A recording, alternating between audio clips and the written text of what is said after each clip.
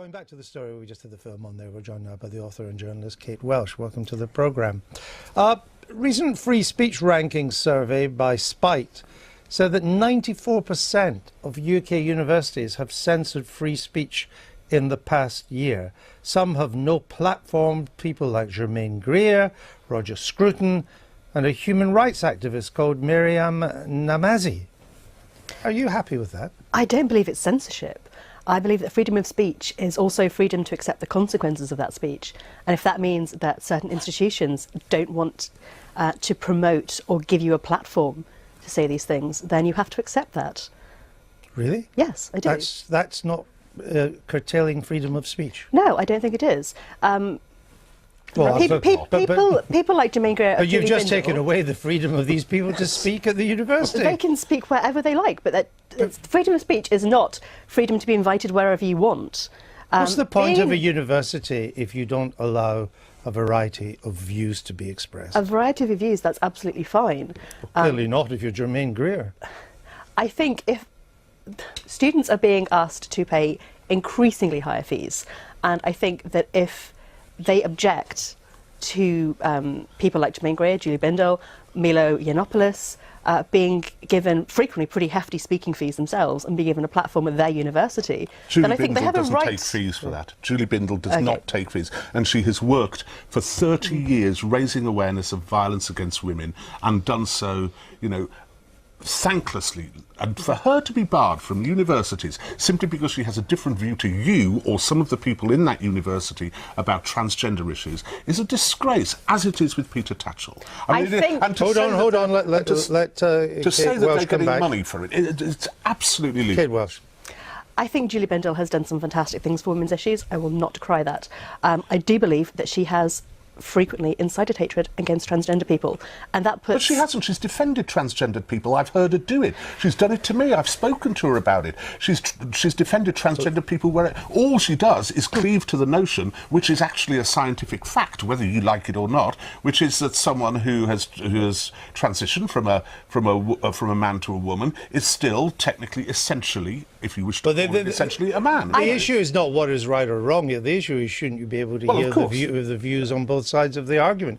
And you can't if you ban people. I mean, the Lincoln University, a student union, it banned the University Conservative Association from social media because the association had pointed out that the university had a low ranking when it came to free speech. I mean, this is getting ridiculous. I don't think that's on the same par as criticising who's being invited to speak at universities, or to say that a democratically elected student union preferring not to sell papers like the Daily Mail. But why would you do it at all?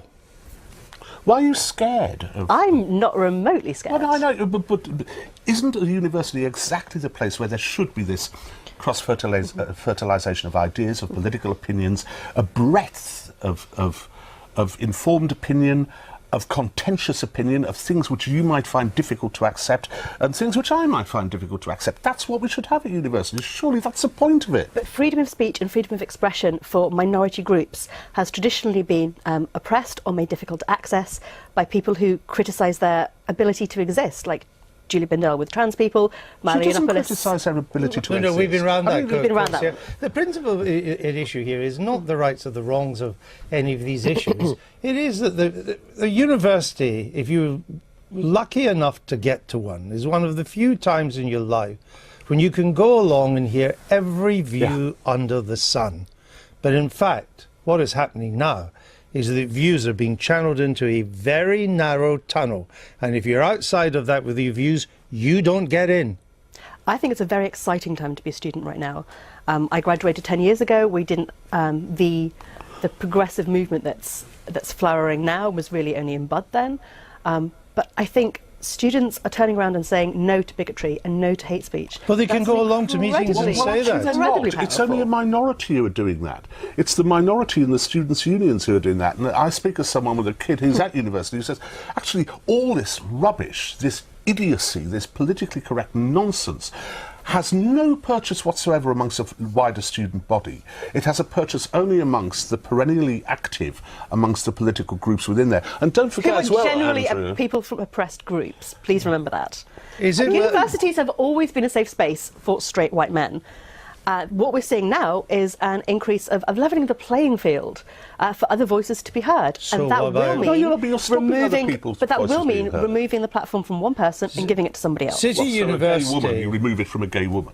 City University in London, which runs a well-known journalism course, voted to ban the Daily Mail, the Sun and the Express. What's the point of that? Nobody, you don't have to read these papers. Why would you ban them? When you're on a journalism course, that's fabulous. I think Is Daily it Mail ju- and journalism don't always go hand in hand. No, that's your It's one of view. the most That's successful just your newspapers in view. the That doesn't world. give you the They're right they're to not vote for preventing banning their them. students from buying it anywhere else. They're saying in this specific Campus, in the specific where campus. people are studying journalism. I mean, if you don't like Daily Mail journalism, I perfectly understand that. Journalists should know what, in your view, is bad journalism. It's a commercial boycott. It's perfectly acceptable. You have to remember as well, Andrew, that it's not just the students. There was the Adam Smith Institute report recently, which suggested that I think it was 85% of university lecturers tended to the left, were liberals, tended to the left. Sure, but that's And always so- been And, the and case. so, That's well, no, it hasn't regularly always been the case. Pretty much. Back in the 60s, they did this comparison. It was something like 60%. So it's still a majority, but nothing like the hegemony within those universities now is all from this sort of left, liberal, censorious, intolerant and authoritarian... Well, that's your view, I suppose, as well. Well, yes, I just said it. Yeah, but I mean, in terms of viewpoints, Yes, that isn't yes. generally accepted by everyone, that is the view at universities. Right. Oh, well, Welsh, thank well, the you. left-wing We view need is. to move on. Thank you very Thank you very much. much. We will make America great again.